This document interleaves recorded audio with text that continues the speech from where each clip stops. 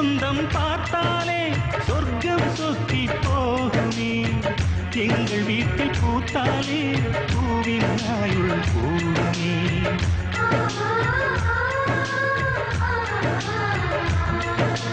இரண்டு கண்கள்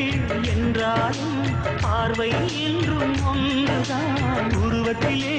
தனித்தனிதான் உள்ளம் என்றும் ஒன்றுதான் ஒரு சேவல்தான் நடை காப்பது இந்த அதிசயம் பாருங்கள் கண்ணனை வாழ்த்துங்கள்